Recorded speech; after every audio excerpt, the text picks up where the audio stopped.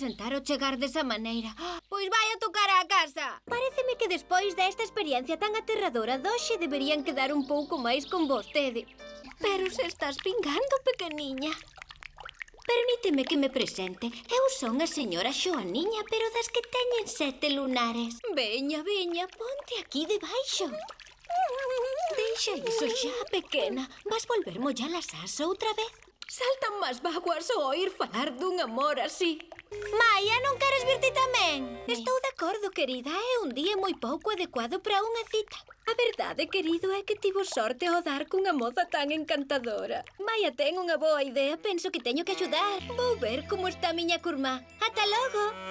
Aquí pódese ver un exemplo claro do que entende a xente por educación infantil.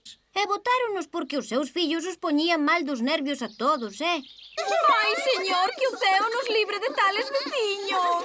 Non quererán que entrementres aturemos eses cativos tan mal educados. Lévenos. Así que cheguen os pais, dillos que os teñen que levar de contado. Xa estamos fartos. Tanto ten as túas costas ou non, eses vándalos teñen que sair de aquí. Non nos queremos.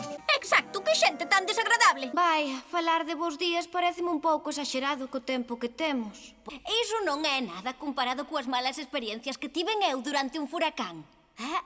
Imaginade o aspecto que terías en os lunares tan bonitos que teño no lombo. Pois unha vez soprou o vento de tal maneira que desapareceron. Xa o podedes imaginar. Porque che van voar os lunares en calquera momento.